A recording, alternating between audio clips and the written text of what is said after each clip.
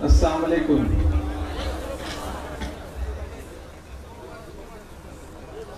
पहली बार आपके दयारे मोहब्बत में हाजिर हुआ हूं। कभी ख्वाब में भी ये नहीं सोचा था कि इन इलाकों में आपसे मुलाकात करने का मौका मिलेगा, लेकिन ये 2 डेज की जो इस्लामिक कॉन्फ्रेंस है, इसके जो ऑर्गेनाइजर्स हैं, इनका बहुत शुक्रिया अदा करूंगा जिन्होंने ये मौका फराहम किया है। मेरी आंखों के सामने बड़ी तादाद में आलाकांडी, करीमगंज, सिलचर, इस एतराफ के लोग बैठे हैं। मेरा ख्याल है कि जबान समझ में आ रही है, आप लोग समझते हैं ना? हाँ, मुझे बताते रहिएगा, वरना मुझे लगेगा कि मैं बोले जा रहा हूं और आप समझ नहीं पा रहे। हाँ, मैं देख रहा हूं, मैं कोशिश कर रहा हूं। देखिए, अंधेरा है, आपकी शक्ल शायद मैं ना देख पाऊं, लेकिन आप थोड़ी देर जिंदगी का सबूत देंगे, जिंदा दिली के साथ सुनेंगे, तो इंशाअल्लाह मैं आपकी धड़कनें सुन करके बताऊंगा, ये वादा करता हूं। अब थोड़ी देर मेरे रंग में रंगने की कोशिश करिए। मैं बहुत शुक्रगुजार हूं इस कमेटी का, खासतौर से बुरहानुद्दीन साहब एडवोकेट, ताहिर अहमद एडवोकेट, मोहम्मद अली साहब, फखरुल इस्लाम रहमान साहब, बुरहानुद्दीन साहब, और बहुत सारे ऐसे नाम हैं जिनसे पहली मुलाकात हो रही है, लेकिन अब इंशाअल्लाह एक रिश्ता जुड़ जाएगा इस इलाके से। मैं 4 मिसरे पढ़ता हूं, फिर धीरे धीरे थोड़ी थोड़ी गुफ्तगू भी करूंगा आपसे और थोड़ी थोड़ी शायरी भी सुनाऊंगा। पहली बार हाजिर हुआ हूं, 4 मिसरे पढ़ता हूं के इस शहर से था एकदम अनजान चलाया, इस शहर से था एकदम अनजान चलाया, बनने के लिए दिल का मेहमान चलाया, बनने के लिए दिल का मेहमान चलाया। कुछ तो थी कशिश यारो तुम सबकी मोहब्बत में, मजबूर जो हो करके इमरान चला, जो हो करके इमरान चलाया। बहुत शुक्रिया, बहुत मोहब्बतें, बहुत जिंदगी से सुन रहे हैं। लेफ्ट हैंड पे कुछ लोगों की आवाजें आ रही हैं, उनसे गुजारिश करूंगा कि थोड़ी सी खामोशी रहे तो अच्छा है। ये जो पूरा इलाका है, मैं अभी मौलाना तैयबुर रहमान साहब के दरवाजे से होता हुआ यहां तक आया हूं, उनके दयार से होकर के आया हूं। रास्ते में ताहिर साहब ने इस इलाके के बारे में जो कुछ बताया, उसको सुनने के बाद मुझे खुद अफसोस हुआ कि मैं देर से पहुंचा इस इलाके में, मुझे बहुत पहले आना चाहिए था।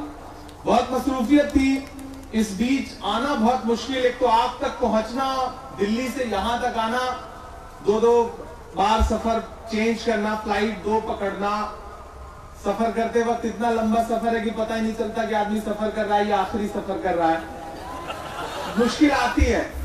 लेकिन आज यहाँ आकर के जो जिंदा दिल लोग मुझे नजर आ रहे हैं, जो नई नस्लें मेरी नजर आ रही है, और उनकी आंखों में जो चमक है जो खुशी है उसे देख के मैं कह सकता हूं कि मोहब्बत का अगर इम्कान होता तो घर में मीर का दीवान होता। तेरी महफिल में आकर सोचते हैं ना आते तो बड़ा नुकसान होता। आपकी मोहब्बतों का शुक्रिया अदा करता हूं, जिस जुनून के साथ आप यहां बैठे हैं उसको सलाम करता हूं। ये इलाका बहुत खूबसूरत इलाका है अल्हम्दुलिल्लाह। बस ये है कि इस इलाके की बातें दुनिया तक नहीं पहुंची जिसे पहुंचने की बहुत जरूरत थी। एक ऐसे वक्त में आया हूं जब सियासत आपके दरवाजे तक दस्तक दे रही है, लेकिन ये सियासी महफिल नहीं है। मैं आपसे कोई सियासी गुफ्तगू भी नहीं करूंगा, लेकिन वो सब कुछ आपसे बातचीत जरूर करूंगा कि आपको लगेगा कि कोई एक नई नस्ल की एक आवाज आई थी और उसने हमारे दिल की बात कह दी। मैं आसाम में खड़ा हूं, मैं हाइलाकांडी में खड़ा हूं और 4 मिसरे पढ़ता हूं कि अपने बुजुर्गों की अजमत और नाम बचाए रखिएगा, अपने बुजुर्गों की अजमत और नाम बचाए रखिएगा। अमन मोहब्बत वाला सब पैगाम बचाए रखिएगा, अमन मोहब्बत वाला हर पैगाम बचाए रखिएगा। हम यूपी को बचा नहीं पाए हैं उनके चंगुल से।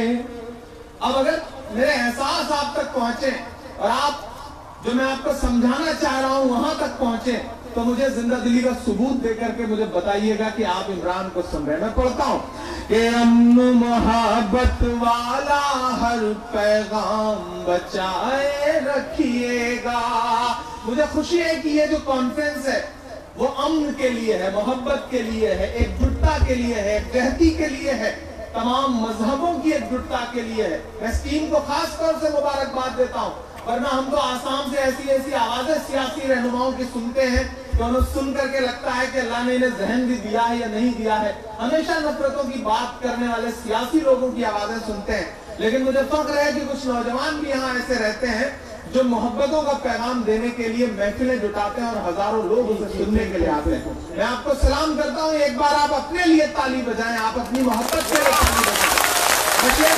ताली बजाएं। आप अमन मोहब्बत वाला हर पैगाम बचाए रखिएगा, अपने बुजुर्गों की अजमत और नाम बचाए रखिएगा।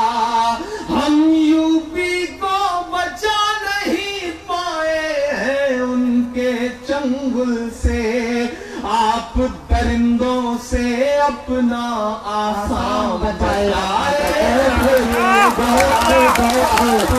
दरिंदों से अपना आसाम बचाए रखिएगा, अमन मोहब्बत वाला हर पैगाम बचाए रखिएगा। ये बड़ी खूबसूरत सरजमीन है। मौलाना तैयबुर रहमान साहब जैसी शख्सियत यहाँ हुई है, तो सियासत में मोइनुल हक साहब ने बड़ा काम किया है, मैंने बड़ा नाम उनका सुन रखा था। सिद्दीक अहमद साहब, बड़ा काम उनका भी रहा है। शहीदुल आलम चौधरी साहब के इलाके से भी हम लोग होकर के गुजर रहे थे और उनके लिए भी आवाम के दिल में मैंने एक एहतराम देखा है। तो मैं इस सरजमीन पर खड़ा होकर के ये कह सकता हूँ, यकीनन आप ऐसी जगह हैं जो बाकी हिंदुस्तान से बहुत दूर भी है और अलहदा भी है और आपकी आवाजें वहां तक नहीं पहुंचती हैं, लेकिन आपने जो शुरुआत की है, इंशाअल्लाह मैं एक वादा यहाँ खड़ा होकर के जरूर करता हूँ कि आज के बाद मैं हिंदुस्तान के जिस भी शहर में जिस भी किसी प्रोग्राम में जाऊंगा, मैं आपके इलाके की मोहब्बत का जिक्र जरूर करूंगा। सलाम आपकी मोहब्बत को। बहुत सारे लोग इस महफिल में ऐसे होंगे जिन्होंने सोशल मीडिया के प्लेटफॉर्म से शायद मुझे सुना हो, या कुछ ऐसे भी लोग होंगे जो शायद पहली बार सुन रहे हों। मैं कोशिश करूंगा मैं आपको वो सब कुछ सुनाऊं जिसके लिए या तो बहुत बदनाम हूं या बहुत मशहूर हूं। कोशिश करूंगा कि आपको वहां तक पहुंचाऊं, थोड़ी थोड़ी सियासी गुफ्तगू भी करता रहूं, लेकिन आज जो मेरी नई नस्लें सामने बैठी हैं उनको देख करके दिल में एक एहतराम आ रहा है, और ये एहतराम पूरी दुनिया करे। हमसे गलतियां ये हुई कि हमने उस राह पर चलना छोड़ दिया जिस राह पर चलने के लिए हम पैदा हुए। एक बड़े हिंदी के राइटर ने एक बात कही, उनका महेंद्र कुमार उनका नाम है। उन्होंने एक बड़ी बात कही है, इस्लामिक कॉन्फ्रेंस है इसलिए मैं उसका जिक्र जरूर कर रहा हूं। उन्होंने एक जगह लिखा कि मुसलमानों, दुनिया ये नहीं पढ़ेगी कि तुम्हारी किताबों में क्या लिखा है। मेरी बात को बहुत संजीदगी से सुनिएगा। उन्होंने कहा कि मुसलमानों, दुनिया ये नहीं पढ़ेगी कि तुम्हारी किताबों में क्या लिखा है, वो तुम्हें पढ़ेगी, तुम्हें देखेगी और अंदाजा लगाएगी कि तुम्हारे कुरान में क्या लिखा है, तुम्हारी हदीसों में क्या लिखा है। इसलिए अपने किरदार को, अपने आप को अपनी हदीसों जैसा बनाओ, कुरान में जो लिखा है उस जैसा बनाओ, तब दुनिया समझेगी कि तुम मुसलमान हो। इमरान एक शेर पढ़ता है, सच की पहचान बनकर जियो तो सही, सच की पहचान बनकर जियो तो सही, तुम निगहबान बनकर जियो तो सही। ये ज़माना अदब से झुकाएगा सर, ये ज़माना अदब से झुकाएगा सर, तुम मुसलमान बनकर जियो तो सही, तुम मुसलमान बनकर जियो तो सही। देखिए इस तरफ जो लोग खड़े हैं माशाल्लाह बड़े जिंदा दिल है, उनकी आवाजें तो सुनाई पड़ रही हैं। इधर इमरान भाई, आप ऐसे इलाके में मैं आपको बीच में माफी चाहता हूँ, और यकीनन हर दिल में आप बसते हैं। यहाँ हर कोई आपका इंतजार करता है, आपको सुनता है, और आपके अशार यहाँ बहुत अच्छी तरह सुनाए जाते हैं। लेकिन हालात ने ऐसी हालत पैदा कर दी कि हालात जमाने के संभलने नहीं देते। हम साथ में चलते हैं तो चलने नहीं देते। नफरत की हवाओं को जमाने से मिटा दो, उल्फत के चिरागों को तो जलने नहीं देते। इसलिए इमरान भाई आप पढ़ते जाइए, हम दिल से सुनते जा रहे हैं। देखिए किसी का एक शेर है कि हवा के रुख पे रहने दो तो जलना सीख जाएगा। बिल्कुल, हवा के रुख पे रहने दो तो जलना सीख जाएगा, कि बच्चा लड़खड़ाएगा तो चलना सीख जाएगा, लड़खड़ाएगा तो चलना सीख जाएगा। और तुम अपना दिल मेरे सीने में कुछ दिन के लिए रख दो, तुम अपना दिल मेरे सीने में कुछ दिन के लिए रख दो, यहाँ रहकर ये पत्थर भी पिघलना सीख जाएगा। अब पत्थर भी पिघल रहा है, सीख जाएगा। बहुत शुक्रिया, बहुत अच्छा सुन रहे हैं आप और बहुत अच्छी निजामत कर रहे हैं आप, आपको सलाम करता हूँ। शुक्रिया बहुत। हम बड़े बुजुर्ग यहाँ बैठे हैं, मुझे बड़ी दुआएं मिली हैं आप सबसे। मैं कोशिश करता हूँ कि थोड़ी थोड़ी सियासी शायरी भी आपको सुनाता रहूं। तालीमी बेदारी की कॉन्फ्रेंस है तो मैं उस पर भी कोशिश करूंगा कि थोड़ा तालीम पर भी आपसे गुफ्तगू कर सकूं। जी जी जरूर। तुम मुसलमान बनकर जियो तो सही, और इस तरह हौसले आजमाया करो। जो कुछ आपको सुनाऊंगा उसका निचोड़ इन 4 मिसरों में है। इतनी दूर मेरा ख्याल है कि 1000 किलोमीटर से ज्यादा का सफर तय करके आपके बीच शायद यही कहने आपसे आया हूं कि इस तरह हौसले आजमाया करो, मुश्किलें देख कर मुस्कुराया करो, मुश्किलें देख कर मुस्कुराया करो।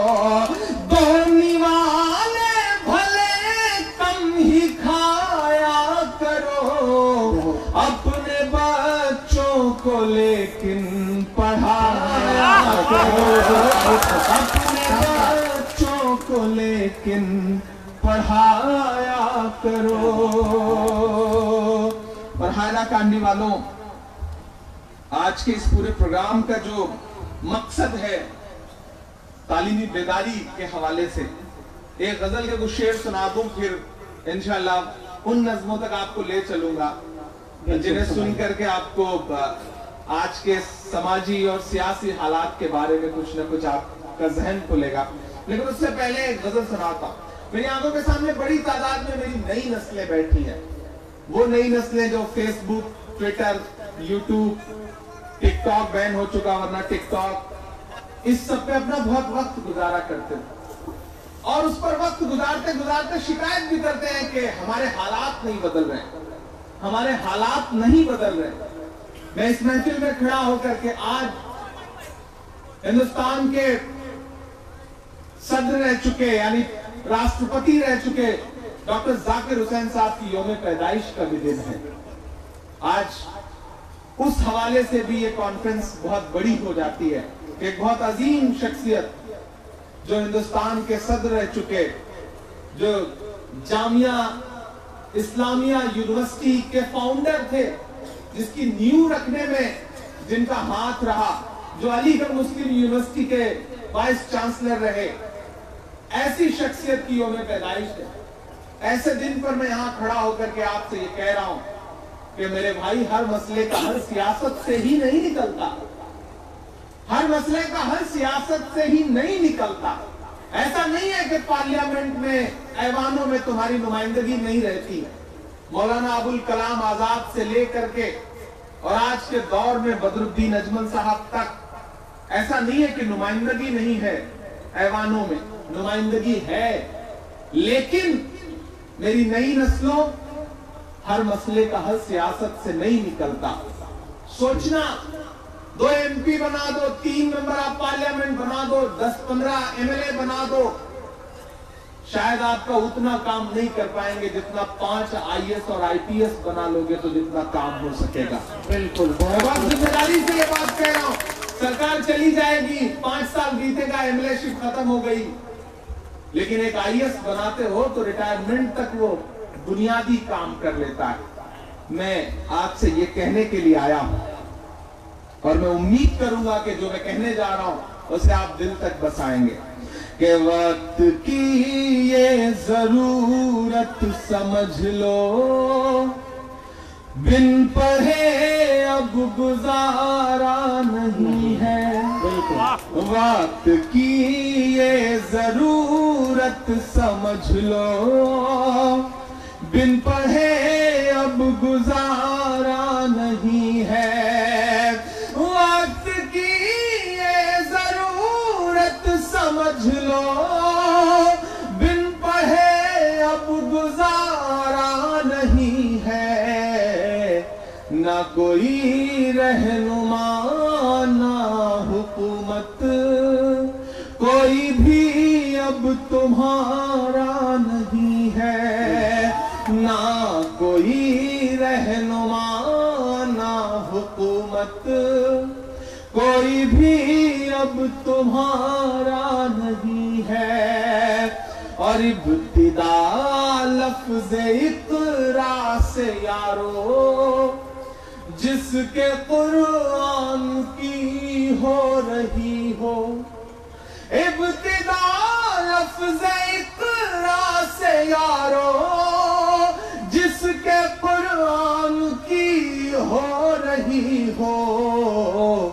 कौम ऐसी भी रह जाए जाहिल, ये खुदा को गवारा नहीं है। कौम ऐसी भी रह जाए जाहिल, ये खुदा को गवारा नहीं है। अरे शेर पढ़ता हूं कि तुम पढ़ो और पढ़ कर लिखो सब, वरना तारीख बदली मिलेगी। अब तो हुकूमतों ने मिशन बना लिया। मैं सुबह सो के उठा दिल्ली में तो पता चला इलाहाबाद और इलाहाबाद नहीं है। मैं अगली सुबह सो के उठा तो पता चला कि फैजाबाद और फैजाबाद नहीं है। मैं एक और सुबह सो के उठा तो किसी और शहर का नाम बदला जा चुका। मैं एक और सुबह उठता हूं तो पता चलता है कि किसी और शहर का नाम बदला जा चुका है।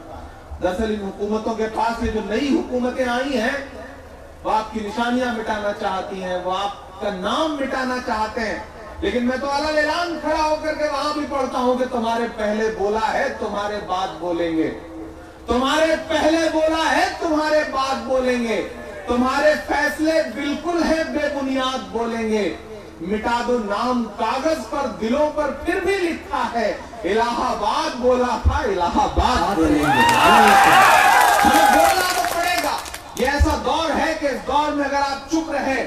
तो आपकी चुप्पी आपकी आने वाली नस्लों तक को बिटा देगी। मैं इसलिए जिंदा हूं कि मैं बोल रहा हूं, मैं इसलिए जिंदा हूं कि मैं बोल रहा हूं। दुनिया किसी गूंगे की कहानी नहीं लिखती। बोलना तो पड़ेगा मेरे भाई, करने वालों बोलना तो पड़ेगा।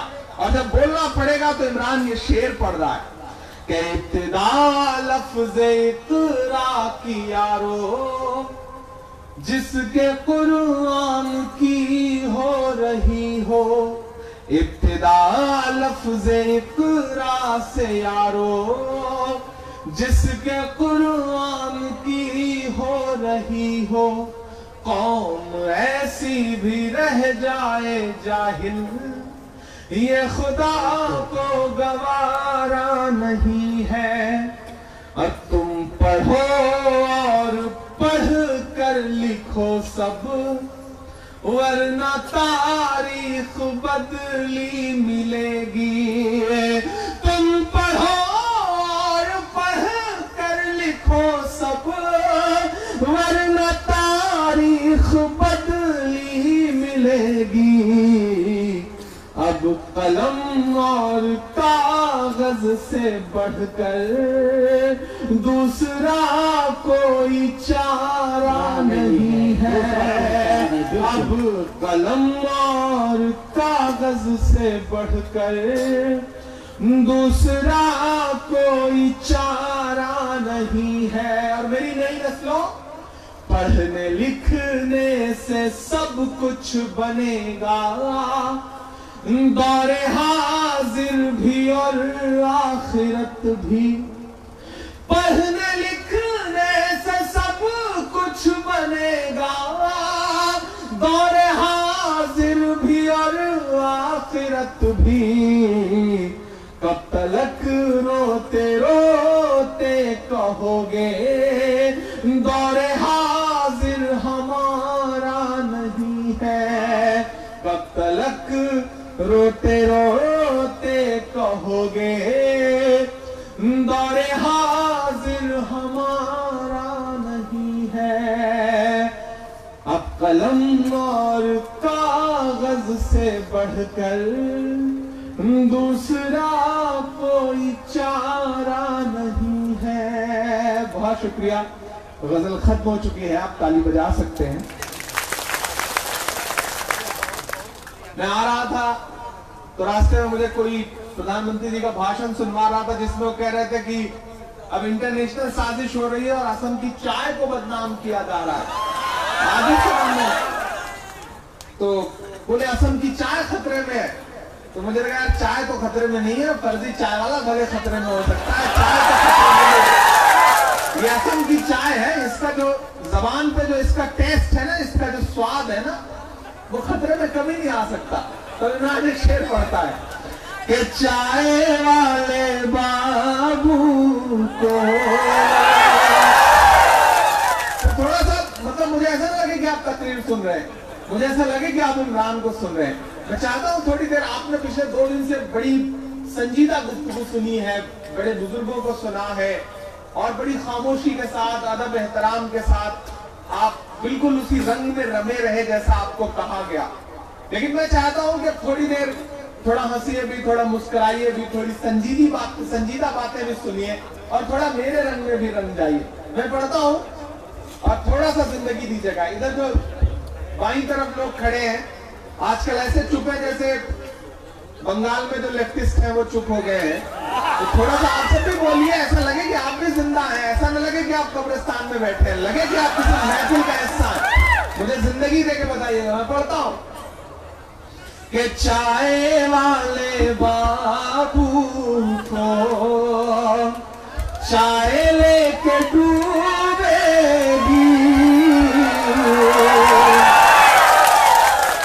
शुरुआत आप ही करेंगे इंशाल्लाह, मुझे पूरा यकीन है कि चाय वाले बाबू को चाय लेके डूबेगी।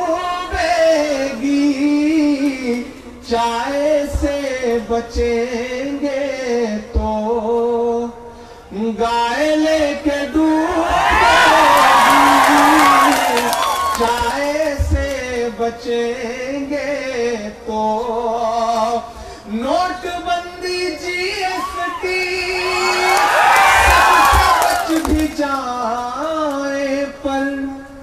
एहसास तक पहुंचना तो बताना मुझे सुन के कि नोटबंदी जीएसटी सबसे बच भी जाए पर उस नजीब की माँ की हाय लेके डूबेगी, उस नजीब की माँ की हाय लेके डूबेगी, चाय वाले बाबू को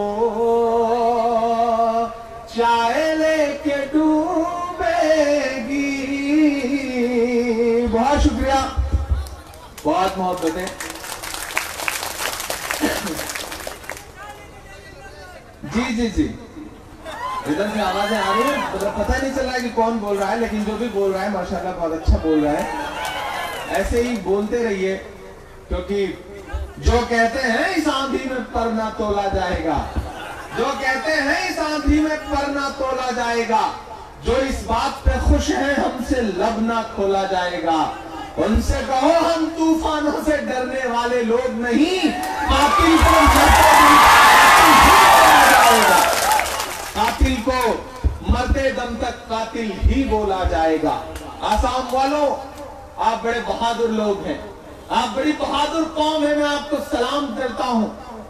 जिस कागज दिखाने के नाम पे पूरे हिंदुस्तान को डराया जा रहा है, उस कागज दिखाने के मसले को सबसे पहले पूरी जिंदा दिली से आपने झेला है, इसलिए सलाम करता हूं। मैं आपको सलाम करता हूं, और खास तौर से इसलिए भी इस इलाके में आना चाहता था। मेरा मन था कि मैं पहली बार आसाम आया, इससे पहले कई बार ऐसे मौके आए, अलग अलग एतराफ में बुलाया गया, लेकिन मसरूफियत ऐसी रही कि मैं किसी प्रोग्राम में आ नहीं सका। और मैं आज यहाँ आकर ये कह रहा हूँ कि मुझे अच्छा लग रहा है कि मैं पहले किसी और इलाके में नहीं आया, मैं पहले आया तो जिंदा दिल लोगों के बीच में आया, इस इलाके में आया। बहुत शुक्रिया, सलाम करता हूँ आपको, और आपसे ये कह रहा हूँ कि जिन्होंने सोचा था कि डरा देंगे, मैं पूरे एनआरसी के मूवमेंट में कोई दिन ऐसा नहीं गुजरा होगा जब मैं अपने घर रहा हूं, पूरे हिंदुस्तान की खाक छानता फिरता हुआ वक्त के तानाशाहों से आंख मिला करके कह रहा था कि फिरौन की है, नमरूद की है, फूलों से जंग बारूद की है, इस बार तो डरना नामुमकिन, इस बार तो बात मजीद की है। आप तो सच में लड़ रहे थे, और यहां खड़ा होकर के उन डराने वाली ताकतों के नाम, मेरा मन कर रहा है कि मैं एक नज्म पढ़ दूं। वक्त के हाकिमों बादशाहों सुनो, जुल्म की फौज के सरबराहों सुनो। ये इमरान की आवाज नहीं है, ये पूरे एतराफ की आवाज है, ये आपकी आवाज है, मेरी आंखों के सामने बैठे हुए एक एक शख्स की दिल की धड़कनें जो कह रही हैं। अगर मैंने उसे लफ्जों में पिरो दिया हो तो एक एक मिसरे पे आपका हाथ खामोश नहीं रहना चाहिए। मैं आपके जज्बे को कसम देता हूं और ये नज्म पढ़ता हूं कि वक्त के हाकिमों बादशाहों सुनो, जुल्म की फौज के सरबराहों सुनो, कातिलों के सभी खैर खाहों सुनो, ऐ सियासत के मगरूर शाहों सुनो, मत समझना डराने से डर जाएंगे। अगले मिसरे में तैयार रहिएगा। मत समझना डराने से डर जाएंगे, अब के सारी हदों से गुजर जाएंगे। मौत के नाम का खौफ देता है क्यों, मौत के नाम का खौफ देता है क्यों। हमारा तो ईमान है कि ऊपर वाले ने, खुदा ने, उस जात ने एक एक सांस मुकर्रर कर रखी है, और जितनी सांसें मुकर्रर हैं उसे कोई तोड़ नहीं सकता, उसमें कोई कम और ज्यादा नहीं कर सकता। सब इमरान ये मिसरे पढ़ रहा है कि मत समझना डराने से डर जाएंगे, अब के सारी हदों से गुजर जाएंगे। मौत के नाम का खौफ देता है क्यों? तैयार है ना पहुंचाना इस आवाज को दिल्ली तक। मौत के नाम का खौफ देता है क्यों? मौत जिस रोज आएगी मर जाएंगे। मत समझना डराने से डर जाएंगे, अब के सारी हदों से गुजर जाएंगे। कि जो तेरी नफरतों का ये मजमून है। मैं दिल्ली से हजारों किलोमीटर दूर खड़ा होकर के मिस्र पढ़ रहा हूं, 2500 किलोमीटर, और मैंने ये इस मुल्क के वजीर आजम के घर से 2.5 किलोमीटर दूर खड़े होकर के भी ये नज़्म पढ़ी है। आज यहाँ पढ़ी है और मैं 2500 किलोमीटर पे भी पढ़ रहा हूं, और मैं चाहता हूं कि वहां की भी आवाज उन तक पहुंची थी, और आपकी तालियों के शोर के साथ यहां से भी उठती हुई आवाज पहुंचे। इमरान पढ़ता है कि जो तेरी नफरतों का ये मजमून है, इसमें स्याही नहीं खून ही खून है। इसमें स्याही नहीं खून ही खून है। इसमें स्याही नहीं खून ही खून है। पास हम सब के हैं हाँ फकत हौसला। पास हम सब के हैं हाँ फकत हौसला। और तेरे पास काला जो कानून है, ऐसे कानून से हमको इनकार है। वो बिल चाहे CNRC का बिल हो या फिर अब किसानों के लिए लाया गया बिल हो, आपकी आवाजों के शोर के साथ पढ़ता हूं कि ऐसे कानून से हमको इनकार है। अब ये मुमकिन नहीं कि मुकर जाएंगे। मत समझना डराने से डर जाएंगे, अब के सारी हदों से गुजर जाएंगे। मौत के नाम का खौफ देता है क्यों? मौत जिस रोज आएगी मर जाएंगे। कि तुमको तारीख ने पहले समझाया था, पर तुम्हारी समझ में नहीं आया था। बड़े मजहबी लोग बैठे हैं यहाँ पर, सुनिएगा इमरान जो कह रहा है कि तुमको तारीख ने पहले समझाया था, पर तुम्हारी समझ में नहीं आया था। जैसा बिल्ले के आए हो तुम शाह जी, जैसा बिल्ले के आए हो तुम शाह जी, ऐसा बिल तो अबू जहल भी लाया। तुमको तारीख ने पहले समझाया था, पर तुम्हारी समझ में नहीं आया था। जैसा बिल्ले के आए हो तुम शाह जी, ऐसा बिल तो अबू जहल भी लाया था। ना इधर जाएंगे ना उधर जाएंगे, ना इधर जाएंगे ना उधर जाएंगे। बन के खुशबू फजा में बिखर जाएंगे। समझना डराने से डर जाएंगे, अब के सारी हदों से गुजर जाएंगे। कौमी यकजहती का स्टेज है ये। यहां से जो पैगाम जाना है वो बहुत बड़ा पैगाम है, वो मोहब्बतों का पैगाम है, वो अमन का पैगाम है। मैं जानता हूं चंद किलोमीटर दूर यहां से एक और सरहद शुरू होती है। इस तरफ भी ये इलाका ऐसी जगह बसा हुआ है, अल्लाह ने आपके इस इलाके को ऐसी जगह पे आबाद किया हुआ है जहां कहने को तो आप बाकी हिंदुस्तान से, बाकी भारत से कटे हुए हैं, लेकिन ये जमीन बहुत अहम भी है। आप सरहदों पे बसे हुए वो लोग हैं जो जरूरत पड़े तो सरहदों की हिफाजत के लिए अपना सीना खोल करके भी खड़े हुए हैं। मैं आपकी अजमत को भी सलाम करता हूं और इस मिट्टी में ये बंद पड़ता हूं कि हमने ज़मज़म दिया, आबे गंगा दिया। अब कोई कागज का टुकड़ा तय करेगा कि हम हिंदुस्तानी हैं या नहीं है? नहीं, नहीं साहब, नहीं। इमरान शेर पढ़ता है कि हमने ज़मज़म दिया, आबे गंगा दिया, तुमने भारत को दंगा ही दंगा दिया।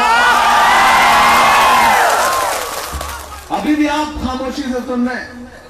मैंने हिंदुस्तान के जिस भी शहर में ये मिसरे पढ़े हैं वहां कयामत आ गई है। मैं चाहता हूं कि यहाँ भी मुझे वो जज्बा दिखाई पड़े। मैं पढ़ता हूं कि हमने ज़मज़म दिया, आबे गंगा दिया, तुमने भारत को दंगा ही दंगा दिया। तैयार रहिएगा, अगले जो 2 मिसरे आ रहे हैं उन पर ज्यादा तालियों की जरूरत पड़ेगी। इमरान साहब, आपके मिसरे से पहले हम कुछ कहना चाहते हैं जी। और जो एनआरसी आपका ताल्लुक अब हमसे जुड़ चुका है और सारे सरहदें आपने तोड़ दी, सारी रुकावटें तोड़ दी है। अब इंशाल्लाह हमारी आवाज आप तक और आपके जरिए दिल्ली तक पहुंचेगी। एनआरसी का मकसद जो उनका था, ना हम गिरे और अब हम अपनी जगह पर है कि ना हम गिरे ना हमारी उम्मीदें गिरी, पर कुछ लोग हमें गिराने में कई बार गिरे हैं। सवाल जहर का नहीं था, सवाल जहर का नहीं था, वो तो हम पी गए। तकलीफ लोगों को तब हुई जब हम जी गए, तकलीफ लोगों को तब हुई जब हम जी गए। हमने ज़मज़म दिया, आबे गंगा दिया, तुमने भारत को दंगा ही दंगा दिया। कोई कागज कैसे तय कर सकता है कि हम वतन से कितनी मोहब्बत करते? कोई कागज तय कर सकता है मोहम्मद सिराज के उन आंसुओं को कि वालिद की मौत हुई है, लेकिन ऑस्ट्रेलिया के खिलाफ क्रिकेट का मैच है तो वो शख्स वालिद की मैयत में शामिल होने इसलिए नहीं पहुंच पाता क्योंकि हिंदुस्तान को जिताना होता है अपनी बॉलिंग से। कोई कागज, कोई अमित शाह साहब का, कोई नरेंद्र मोदी साहब का कागज तय कर पाएगा उन आंसुओं की कीमत? नहीं तय कर सकता। तब इमरान ये मिसरे पढ़ता है कि हमने ज़मज़म दिया, आबे गंगा दिया, तुमने भारत को दंगा ही दंगा दिया, तुमने एक रंग के ख्वाब देखे मगर, तुमने एक रंग के ख्वाब देखे मगर, हमने हिंदुस्तान को तिरंगा दिया। दोबारा फिर आप दोबारा सुनाए, आपसे दरखास्त है हमारी।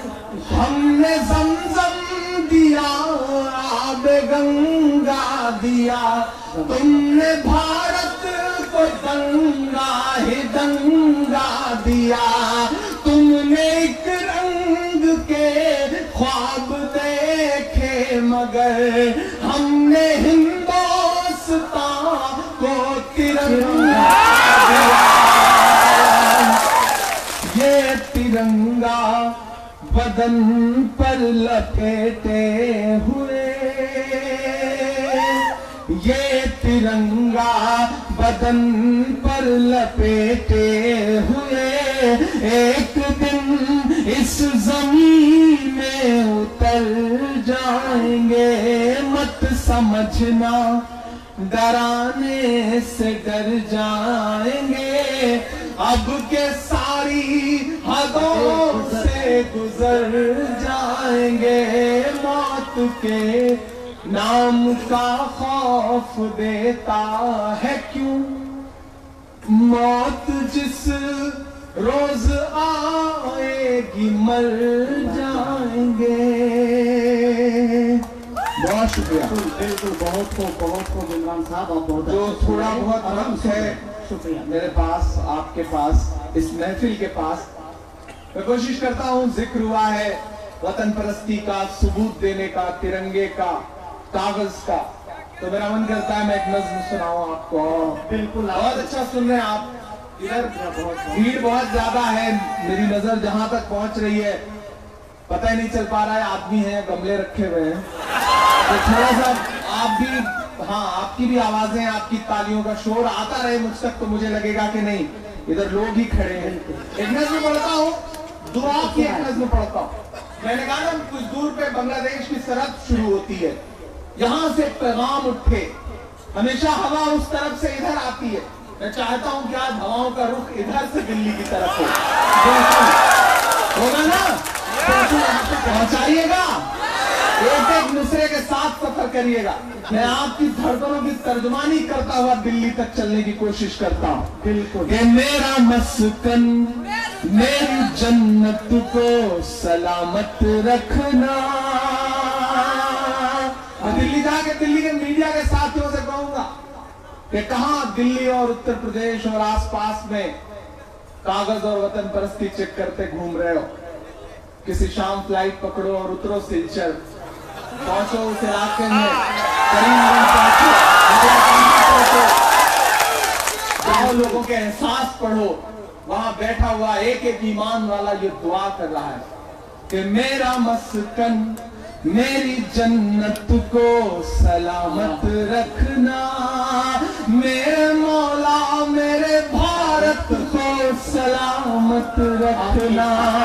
मेरा मस्कन मेरी जन्नत को सलामत रखना, मेरे मौला मेरे भारत को सलामत रखना।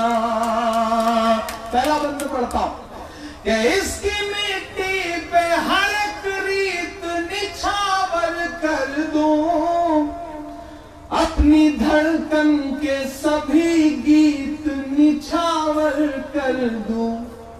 गंगा जमुना तेरी लहरों की मुकद्दस धुन पर सारी दुनिया का मैं संगीत निछावर कर दूं। इस वतन से मेरी निस्बत को सलामत रखना, मेरे मौला मेरे भाई